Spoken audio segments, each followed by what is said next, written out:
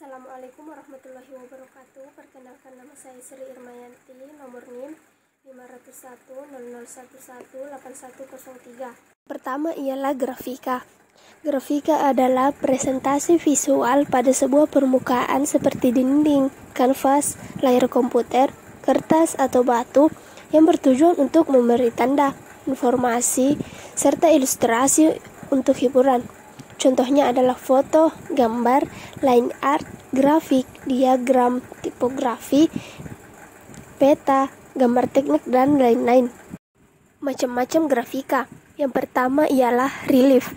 Jenis cetakan relief ini merupakan hasil cetak menggunakan lapisan timbul di dalam lempengan cetakan atau balok kayu yang sudah diberi tinta dan pada area yang tidak diberi tinta. Hal ini bertujuan untuk menghasilkan sebuah cetakan yang dibutuhkan. Relief ini sendiri kerap digunakan dalam pembuatan stempel. Selanjutnya ialah intaglio.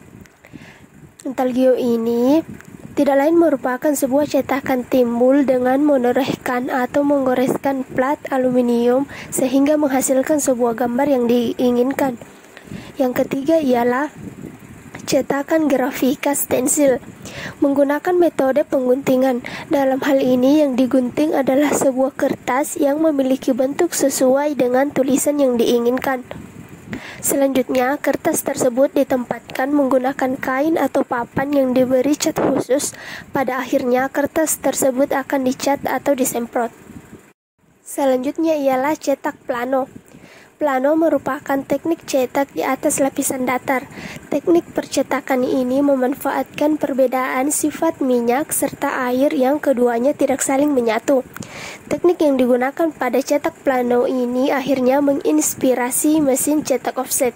Hasil cetak plano bisa kita jumpai pada mesin fotokopi serta mesin scanner. Selanjutnya ialah kolagrafi. Jika kita pernah melihat hasil cetakan dengan objek yang menempel dalam kanvas, serta semuanya diberi cat dan kemudian objeknya dilepas, itulah teknik kolagrafi.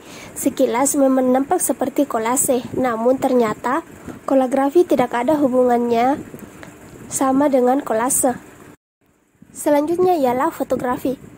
Fotografi merupakan sebuah seni yang menggunakan pencitraan di dalam sebuah objek. Unsur seni yang kerap ditampilkan merupakan komparasi foto.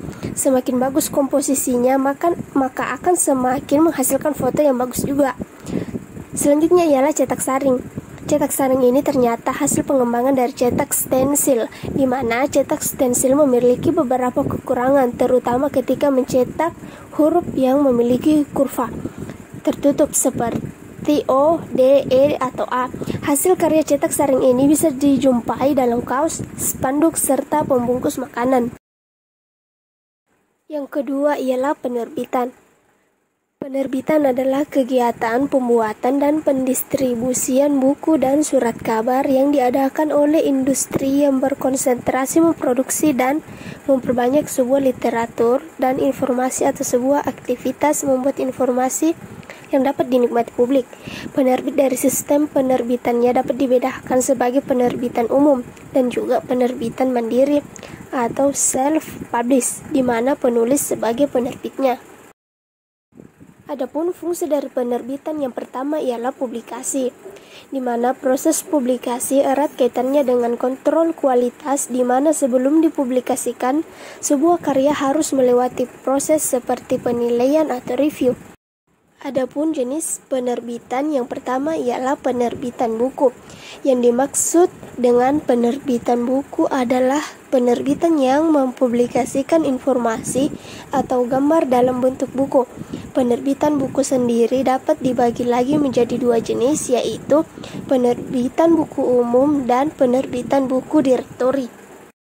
Penerbitan buku umum adalah jenis penerbitan buku yang bertemakan umum seperti agama dan filsafat, bahasa, buku anak dan remaja, buku sekolah, buku teks, minat, hukum, kedokteran, dan lain-lain. Sedangkan penerbitan buku direktori adalah jenis penerbitan buku yang memproduksi berbagai jenis direktori seperti buku telepon atau milis.